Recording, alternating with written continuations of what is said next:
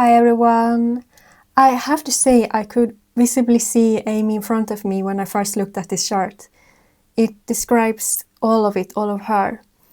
I also got a sense of raw emotions and grief. I'm not sure why, if it's because her death is quite recent or because she died so young. I don't know. I also personally share some of her placements, so maybe that's why I feel connected to it. But I'm sure Amy wants to be remembered with love and through her art. So today I will go through exactly what I see in her birth chart, while still acknowledging how the energy she was born with can be experienced differently. Because I want you to know how to approach these placements and aspects if you have any of them too, in the best way that these energies can be expressed.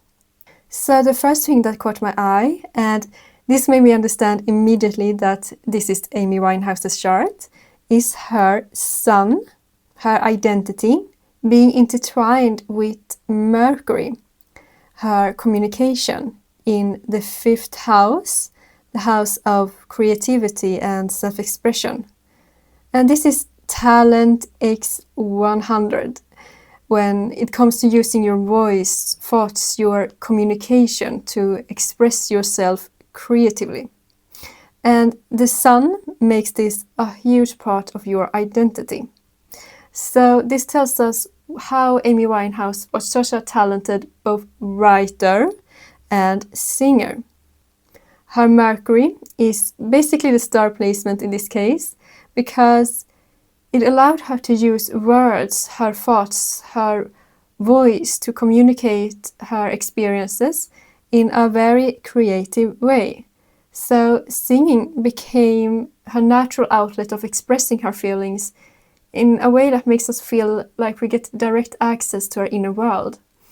And I believe the reason why we fell so hard for her music is because we felt it so deeply. Many people don't have the ability to share their emotions in general, especially not in that powerful and beautiful way that she could.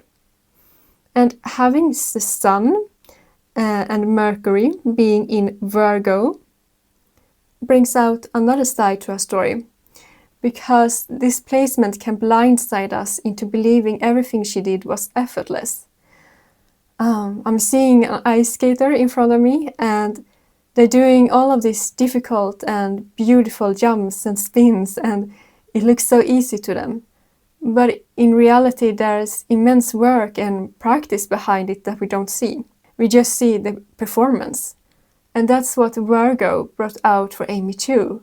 We could only see her effortless performances. But Virgo is the hard worker that catches small details that no one else does, and sees where everything can be improved. So Amy worked immensely to perfect the way she expressed herself. And this can be the downside if this placement isn't used in a careful way. If you just let Virgo go rogue, it can become a perfectionist who never gets satisfied with what it does. So in her mind, this could have been difficult for her to understand where the line is being drawn between wanting to improve and looking for a perfect outcome that doesn't exist.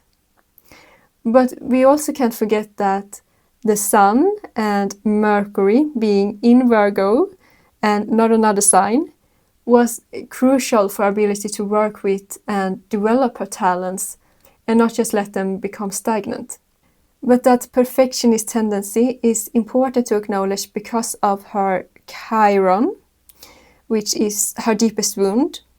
And here in Gemini, Chiron doubts its intellect, feeling like its way of communicating isn't smart, clever, or as quick as others.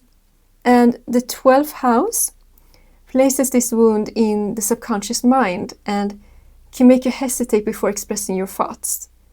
That's also why music became an opportunity for her to actually communicate, because her creative singing with her Mercury and Sun probably felt much safer and easier for her to use than to share with others one-on-one. But again, this could have also brought in some more gasoline into the fire of wanting to perfect herself. And to perfect her words, she used both one-on-one and within her music. So a healthy way to deal with this energy is to let Chiron heal through sharing with safe people and use this creative talent as an outlet of expression without putting too much effort around it. But she also got something that drove her success forward, and that is her part of fortune, the point of luck, success, and joy. Being in the 10th house, the house of career, makes success within the career even more plausible, particularly in a creative or a spiritual career, since it's in Pisces. So using music as a career path is something that can turn out to be very successful with this placement. The 10th house also represents our reputation, and Pisces made her reputation inspiring, but it could have also allowed people to place her on a pedestal and see her as a symbol rather than a person. Why I find this important is because I almost feel like people forget the person behind the persona. Amy wasn't a symbol, she was a human being, and the media, the people she worked with, might have forgotten that at times. But when I see footage of her and tune into her energy, when I listen to her music, and even as I'm reading her chart now, I can sense this sensitivity that was basically shut down by the hard music climate and honestly the societal climate in general. Even more so at that time, but it's still not that different today. And this placement could have made where she found most success and joy to also be the place where her sensitivity and realness of being human wasn't always considered by others. I don't think this is the case for someone who doesn't get that famous as Amy, since this is a placement that provides luck and joy. But I do believe it could have influenced the experience she had here on Earth as she became known across the world. But with her Lilith being in the 10th house too, means that she also had a very fierce energy within her career.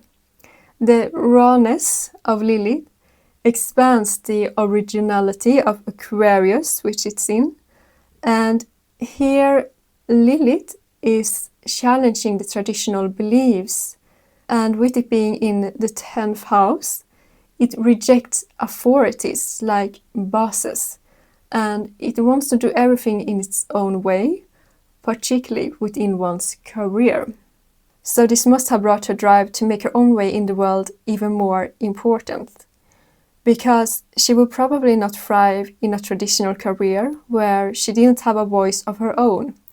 And that's also why a singing career could have become very appealing to her. And this also shows that recognition within professional settings appeared for her when she embraced her eccentric and unique ideas. A person with significant placement in Aquarius in the 10th house generally thrives and becomes most successful when they go their own way and allow the voice inside their minds with unique ideas to become reality. But this also means that if you try to silence the inner drive you have for going after your unique dreams, can actually make you less successful within your career. Because your energy isn't naturally drawn towards conventional jobs, and moving in that direction can feel like swimming uphill. So a music career was very in line with Amy Winehouse's energy, and that's also a reason I believe she became so successful within it. But to no one's surprises, she also had very significant energies within her romantic life. And as you can see, she got 3 placement here in the 7th house, which is the house of partnerships. and one of them being her moon. And with Taurus here, looking for stability, the moon wants to find emotional security within relationships. And here the moon is very cautious of who it lets into the life, because the meaning of that connection is going to be very strong for them. And because her moon, her emotions, was in the house of partnerships, means that her emotions were inseparable to her close relationships. And I believe that's why we can see her energy being very affected when her famous romantic relationship with Blake Fielder didn't give her that sense of safety that she needed. It also could have inspired her songs about relationships like Back to Black, because she had an immense emotional awareness when it came to romantic relationships. But having this placement means that being in a stable and healthy relationship becomes important for feeling safe. This is obviously true for everyone, but in her case, being in a relationship that didn't make room for a firm type of stability could be seen as threatening to her whole existence. And having Neptune right next to her moon in conjunction to it makes the energy a bit more intense, because Neptune can idealize and sacrifice itself. And in the 7th house, it could idealize a partner and lose themselves to them. And with Sagittarius, this partner can be free-spirited or artistic. I'd even say dreamy or hard to pin down.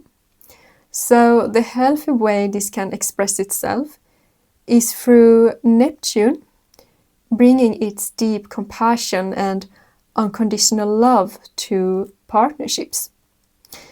It can create soulful connections in your life, and partners can bring out Neptune's creativity, and partners can even become a muse in your art or impact your philosophical side, with Sagittarius being about philosophy and expansion.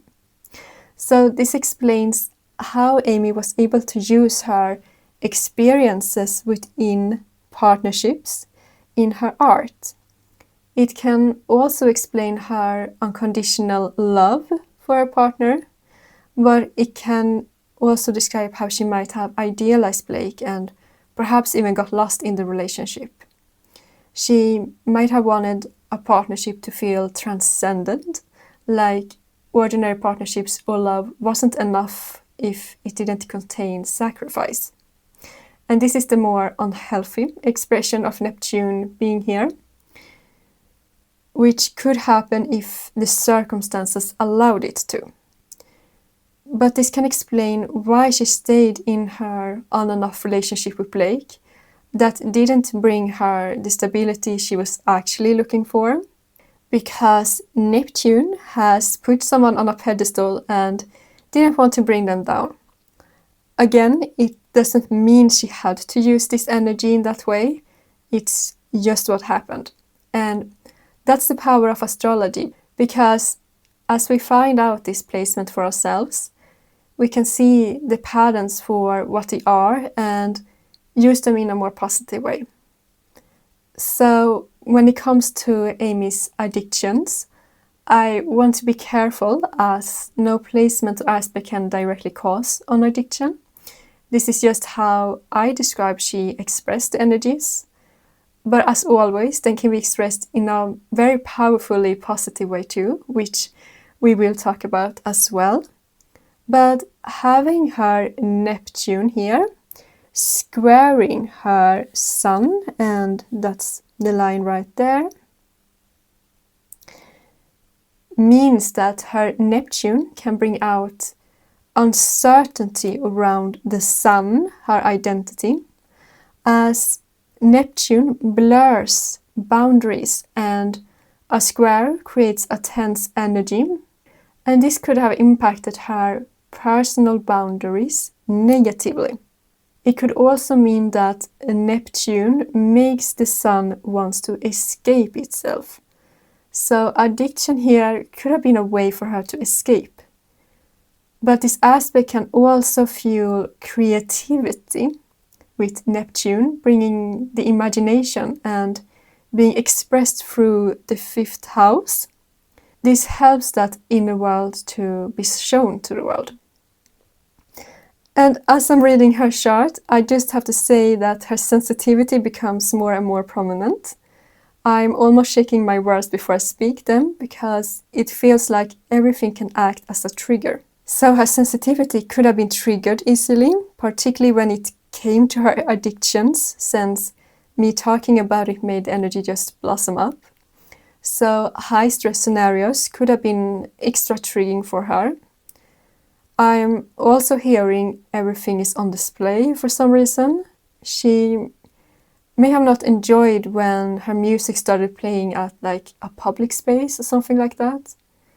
And that would have been understandable since a lot of her music was raw and probably carried a lot of memories and emotions.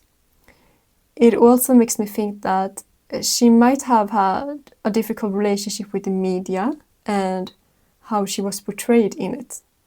So that's just something I sensed, but going back to her chart, she also had a square between her Neptune and her Mercury. So this is probably her top aspect for developing a musical talent. If you have this exact aspect in the same signs and houses, you definitely have a very rich imagination and a gift for expressing yourself artistically and poetically. But it could have also made it difficult for Amy to separate anxiety from intuition or hope from evidence. So Mercury in Virgo analyzes every single detail. The problem is that Neptune can fill out the unknown with imaginative possibilities, and Mercury in Virgo examines these possibilities as if they are the truth. In other words, it can make Mercury, the mind, difficult to understand what's rational. And someone's potential within a partnership with the 7th house becomes difficult to differentiate from the reality of that person. So it could have given her rose-colored glasses when it comes to her partners. Neptune is a very dreamy planet and can project fantasies onto others. And in the 7th house, those fairy tales can be the person's partners. It doesn't mean that she had to go back to a relationship that wasn't healthy for her. But if you're not aware of this pattern or can get help by others understanding if a relationship is good for you or not, this square could become a bad pairing with a person who's not the best partner for you. And just with the Sun square Neptune, Mercury square Neptune could bring a need to escape because Mercury, the mind, can become easily overwhelmed because of Neptune's sensitivity. And a healthy way to process that could be through art, journaling, or meditation. But in Amy's case, it could have driven her towards addictions too, besides her music. Again, it doesn't mean that this aspect in any way is the reason for getting an addiction. It's just the most unhealthiest way this energy can express itself. Like all energies have their worst way they can show themselves in. But if used in the best way possible, this particular aspect can create massive musical or artistic talent. I can see how all of these energies can be expressed differently. And that's the issue with sensitivity, because in the right circumstances and supportive environment, it thrives and can make the world a more empathetic and loving place. But in either a money-driven society or with the wrong type of people, that sensitivity can easily get hurt. But the importance of people who experience that emotional depth, having that sensitive nature, is so important for our society's growth. If you consider yourself a sensitive person or someone who picks up on other people's energies, you just existing brings the frequency of the earth up a notch. And that's what we need in our societies. We need more warmth and love, hope and trust. We need to nurture ourselves and each other's sensitive sides and ask it what it needs from us, treating it with love and respect. Unfortunately, that wasn't the story of Amy Winehouse, but I'm going to use her as an example of both how talent can be used and expressed itself, and how that same energy can be turned against a person if not worked with properly. So these were just some of the placements and aspects that I found particularly interesting for Amy. I feel like going deeper into her childhood with the 4th house, because that's a big part of the story as well.